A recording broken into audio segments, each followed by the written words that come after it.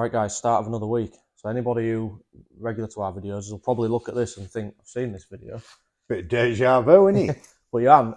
So this is Paul's first RS500. So there's a bit of, I think we've had a bit of confusion really, haven't we? Because the wheels off this went on the barn front, which is here.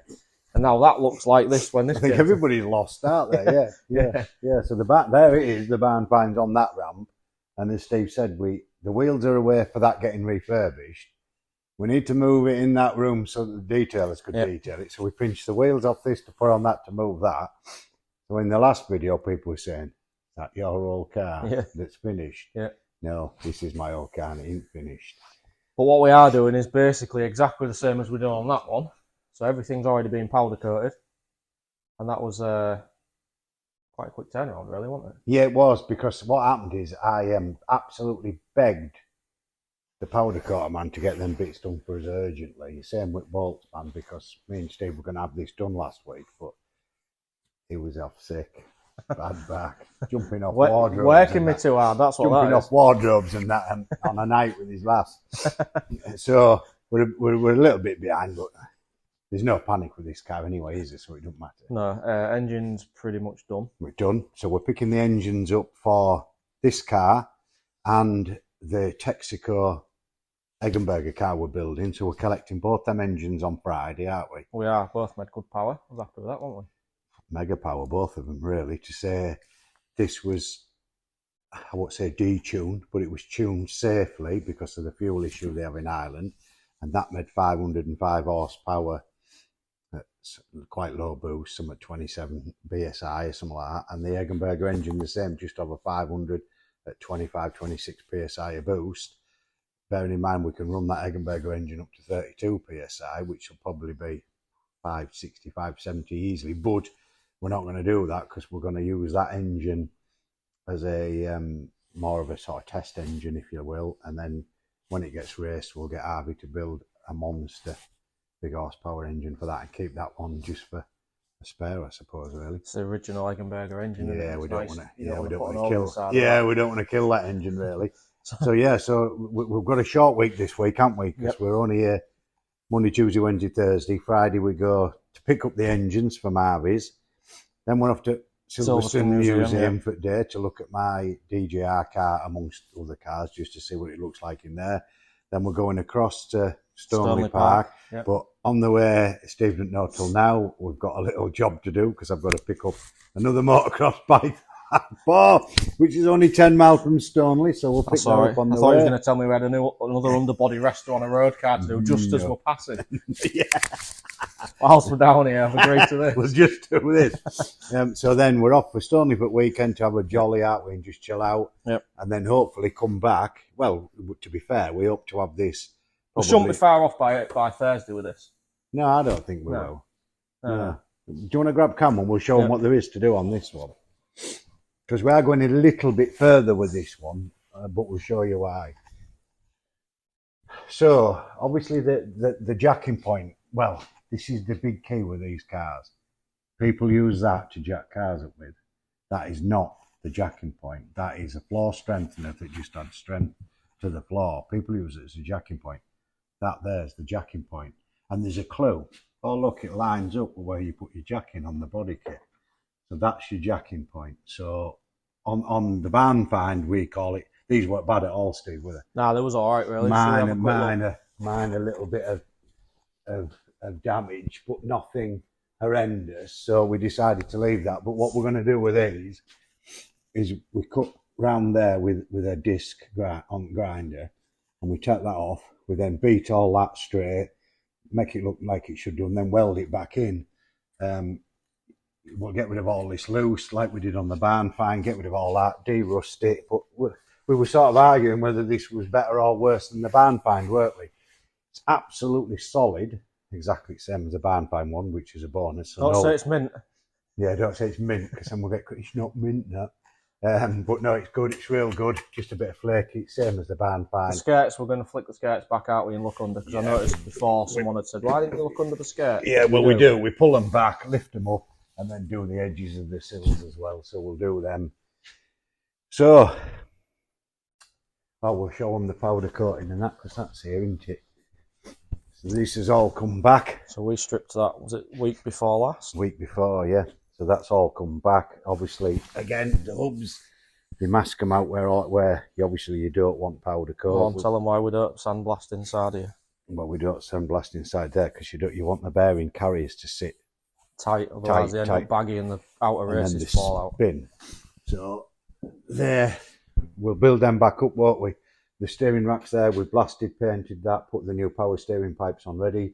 The diff's been blasted, we'll give that a coat of lacquer, a clear lacquer, just to preserve it really.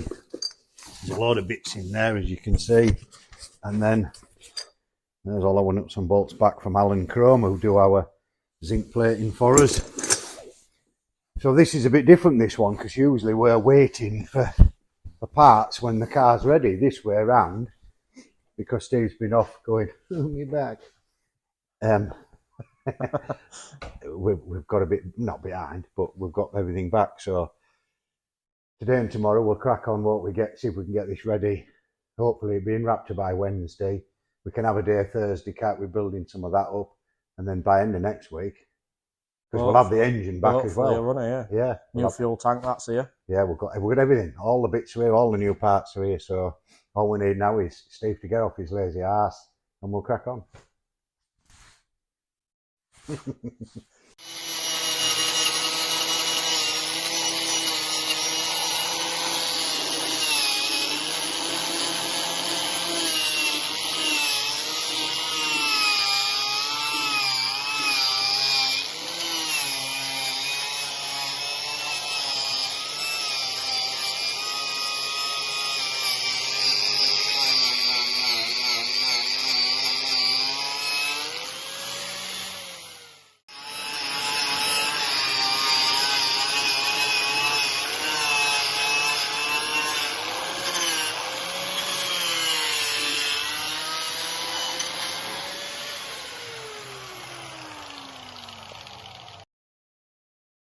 Right, guys, I'm going to do an update on a car that we've had here for quite a while now. In fact, since March 2023, so it's been here 9 months.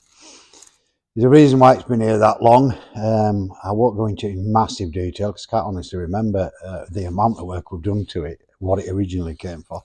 But I'll tell you where we are with it. It's going back tomorrow, and I thought it'd be wrong not to give it an update where we are with it and what we've done to it. And obviously Steve will edit this somewhere in the next video, so I'll have to turn this camera around, which I'm not sure quite how to do it. I might have to stop it and redo it. I think I will. I'll stop it and restart it. Right, guys, it shows you my skills at editing. Anyway, this is the car in question. It came in March with quite a long list of just nothing but fiddly little jobs, really, nothing major. The suspension wanted reworking, it had the wrong springs on it, so it just didn't sit right, and now it sits what I call perfectly for a 3-door. Nice gap above the tyre at the front and a little bit of rake on it, so slightly higher at the back, as 3-door should be. One of the jobs was tidy it up under the bonnet and do some oil leaks, crank seals, blah, blah, blah, belt tensioner. Just basically go around the car, do what we thought wanted doing. So we set about the car. Obviously, the car came on a trailer. We just drove it off the trailer, drove it into the workshop and put it on the ramp. We decided in the end to take the engine out to do the crank seals so we could tidy up a few bits under the bonnet, etc., the inner wings and that, clean them all. Anyway, long story short, we ended up putting the crank seals and everything in, put the engine back in the car, and it just didn't quite run right. It just ran terrible, just a little bit lumpy. Now, most people would probably never have noticed it, but we did. So we started to investigate it. Anyway, long story short, we thought it was the lifters because the lifters were really noisy, and we thought it's maybe just not quite firing on all cylinders. So we put a new set of lifters in it. That didn't work. We ended up taking the head off it. To find the head was so badly carboned up. I've never seen a cylinder head as bad in my life.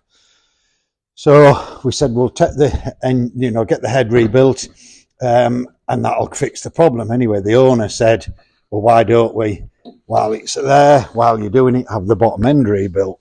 Good idea. So we took the whole engine out, had the whole engine rebuilt, the head decoked, put it back in. Still didn't run very well, just very, very lumpy. We changed the engine wiring loom, put a brand new wiring loom on it. We put a brand new EEPROM chip in the ECU, thinking that was the issue. Put new injectors in it. Each time it got a little bit better, but still wasn't perfect. Anyway, long story short, it started to smoke really bad. So we ended up taking the engine back out, having a look at the bottom end again to see if something was wrong there, and it wasn't. There was nothing wrong with the bottom end that had just been rebuilt. Everything was fine. Did leak tests, everything was fine. We put it down to damaged cylinder head. What had actually happened is the head had cracked down the back of the valve guide, letting oil drip into cylinder number 2, and that's why she smoked. And that's why the head was so badly carboned up. We believe this had been going on for years and years and years, and carboned the head up that bad, it actually fixed the leak. Because it was so carboned up, the oil couldn't run down, so the engine didn't smoke that bad. It did smoke a little bit, but not bad. Of course, because we've rebuilt the cylinder head, cleaned it all, decoked it. When it got warm, that crack opened, dropping oil into cylinder 2, and she started to smoke. So again, the engine came back out. What we did was decided with the owner, Conrad, we put a brand new cylinder head from Smith & Jones on it. Because you buy second hand, you don't know what you're getting. So we put a brand new cylinder head on it, put the engine back in, and now she runs perfect. It runs perfect. It's sweet as a nut, as you can imagine. We had a little bit of smoking of oil, as you'd expect, because the exhaust was full of oil, the turbo was full of oil. But that's got better and better and better the more we run it, so we know that's fine. It's just going to take a while to clear. So there we are. Finally done after a long time. Conrad has been absolutely brilliant, fully understanding. He's got a good understanding of engineering and mechanics and that, so he completely got how it was impossible to find this fault. You know, we basically fixed one issue that highlighted another. So she's done. I'm glad to see the back of it. I must admit, although it's a beautiful car, but I'm, glad that Conrad's getting his car back, albeit a bit later in the year than he wanted. He wanted to do some shows with it, but all he kept saying to me was, Paul, I want the car right, so keep it and get it right for me, which we now are very sure that we've got it right. She runs lovely, the misfire's gone, it idles lovely, it starts lovely, and it doesn't smoke its head off when it gets warm, which is great. So there we are. There's the update on Conrad's car. It's been here, as we said, since March. It's now very early December. She's getting collected tomorrow, back up to Scotland, where I'm sure Conrad will put it away for the winter, wrap it all up with his other cars, and use it from spring next year, where you'll see this car out and about, which I'm sure you'll agree looks absolutely fabulous. We're really, really pleased with the outcome of it. We've done a little bit of detailing work under the bonnet. We haven't gone mad, as we always do. We like to try and keep a bit of originality on these cars, but we've done bits and pieces. I can't wait for Conrad's response when he sees it. So thanks again for tuning in, guys. That's hopefully the end of the story of this car that's been here a while. If you want to see the car when we started it, go back as far as March, April, May in our previous videos, and you'll see us working on this car. But thanks again. Right then, guys, it's come to end of another week. Well, it is, and it isn't, is it really? It's a short week. Yeah. We say that every time. Yeah, it's because you're never here. End of a short week because it's Thursday, because we had a weekend planned, didn't we? We had big plans, didn't we? We had big plans, and it's all gone to pot because I've cancelled Race Retro because of flooding. Well, there's been flooding in this workshop, hasn't there? The amount of tears we've shed because Race Retro's cancelled. Yep. So our plan was to go Friday. We're picking up the engine for this car, my old 500, and we're picking up the engine for the Texaco race car build. And then we were going to go to Silverstone Museum to have a look around there, mainly because my car's in there, and it's my Dick Johnson car. So we were going to do that. Then we were going to Race Retro. So anyway, Race Retro's cancelled. So we're going to pick up the engines. We're still going to the museum tomorrow, just for a jolly, really. I like to look after Steve, you don't get out much. That's it, yeah. Yeah. They don't let me out very often. No. So. And what else are we doing? We're going to have a look around the auction. Oh, yeah. But we ain't got any money. So we're just going to go on tyre kick and pretend we're really big hitters and stand there going, yeah, I might have a go at this. When really we ain't got a pot to piss in. But anyway. So I'll grab camera now, and Steve, for a change, He's going to tell you what we've been up to, because we have had a pretty damn good week, haven't we, this week? We have, yeah. We've cracked on. Yep. I managed to get him to get his finger We out have. for a change. So that's probably... Phone hasn't rang. No, there's probably not so much footage of us actually doing stuff, because we've been busy. It's a long time, doesn't it, to try and do that. Yeah. So. We are gonna do that, aren't we? Because we know people like to see us actually doing the work rather than this is before and this is after. Yeah. But this week we were sort of under pressure. Well, we'll tell you why we were under pressure to get the barn find. So anyway, I'll grab camera. Steve will tell you what we've been doing.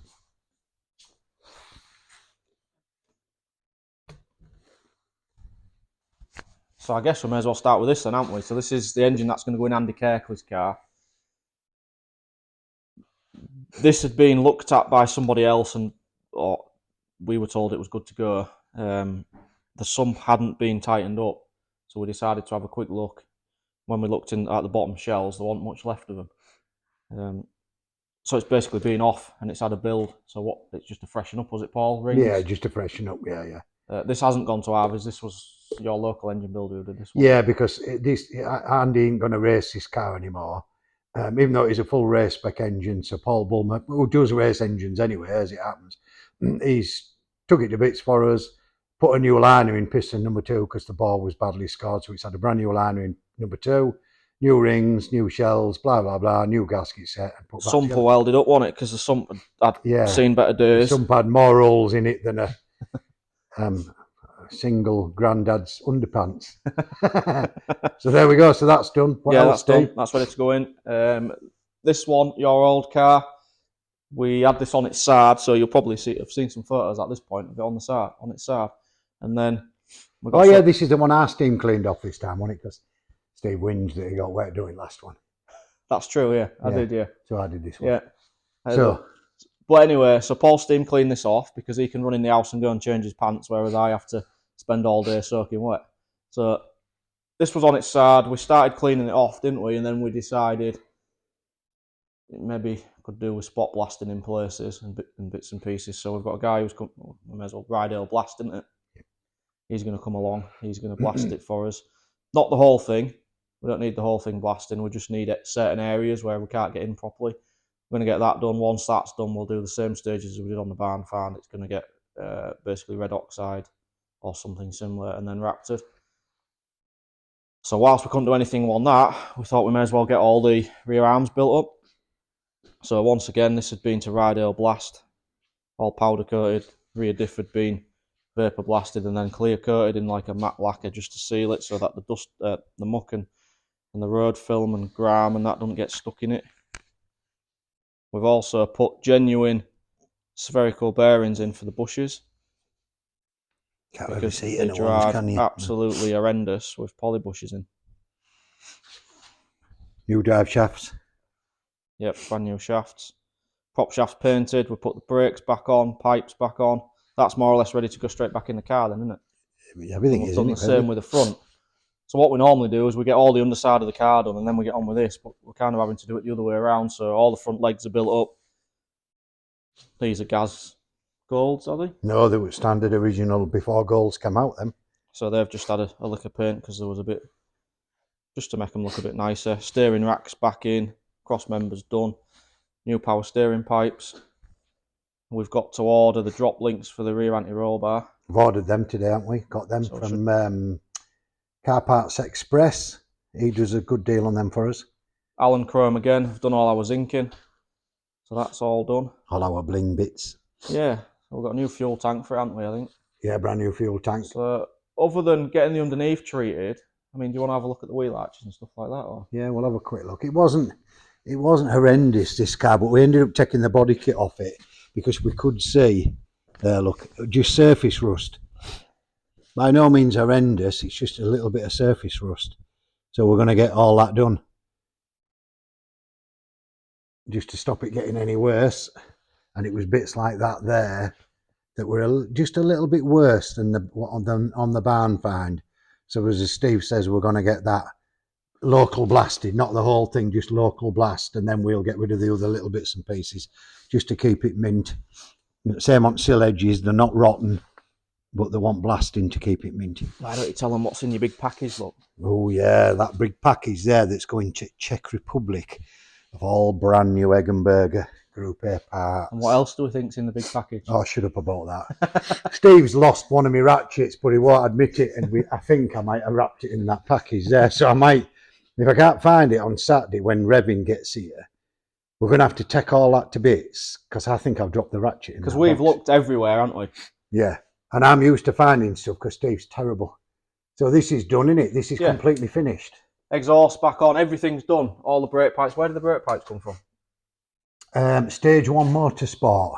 So that's what one of the things we was waiting for was the pipes. So look at them, all brand new, fuel lines, all brand new brake pipes, and we made up brake pipes, or Steve did, and then obviously all new ones came in the kit.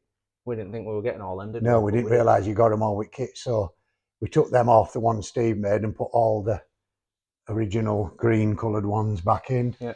Like you say, exhaust is all done, everything's buttoned up. Oh, we've had it fired up, haven't we? Yeah, she starts and runs. She runs very, very quiet, doesn't it? So it sounded like a skeleton having a doodah in a biscuit tin when it first started. We also found an issue with the fan switch wiring. Yeah, the fan switch wiring, basically what had happened, it corroded inside the switch, so the fans weren't kicking in anyway. We spent a couple of bloody hours, didn't we, finding that?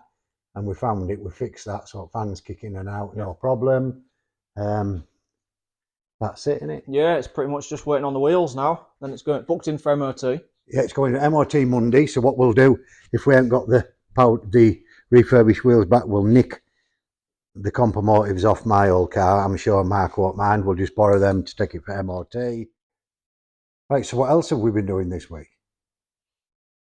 Did we mention that we'd started putting the loom together that's going to go in Andy's car? We've started mapping all that out, haven't we? Yeah, no, we never mentioned it. Not sure if we did or we didn't. But what we've done is, with the bits of string and masking tape, we basically mapped out a new loom for Andy Kirkley's car, because his loom was absolutely buggered. So that's another thing. That gets sent away now and get a loom made. You bought another 1-to-1 scale model. Yeah, I bought another car, look, just because I can. I own this car, but it's mucky like. Look at that, fancy delivering a car mucky like that. I own this car, I bought it a few years ago, but it was parked outside and it did me head in, and my mate pestered me for it, so I sold him it and I regretted selling it, so I pestered life out of him. He's had it completely repainted. It's a nice job and all, but it was a mint car because it was a California car. So it was absolutely rot free. And I wanted it back because it was rot free. It was absolutely solid, never been welded. Back arches, everything absolutely like brand new. Sills are brand new. You had a look underneath, didn't you? Yeah, Steve? yeah, it is. It's a really clean car. So the first thing we're going to do with this is hack the exhaust off, isn't it? Yeah, because the exhaust pipe's a bit gay on it, isn't it? It's not very loud compared to Can we my say Master. that? We're allowed to say that? You can say whatever you like. Yeah, it was a bit gay, so we're going to cut that off. We're going to cut that off and make it really loud and anti. We're going to anti-gear the exhaust on this Camaro. So that's first job for that after you've cleaned it. Yeah, once I've cleaned it, and then I'll park it over there and never use it again. So what else have we actually done that was constructive to the week? Right, well, we've done quite a bit to this, haven't we? We finally got back on the Moonstone 3-door. So what have we done to this, Stevie? So this has been here, I'm going to say 6 months, but it's probably longer than that.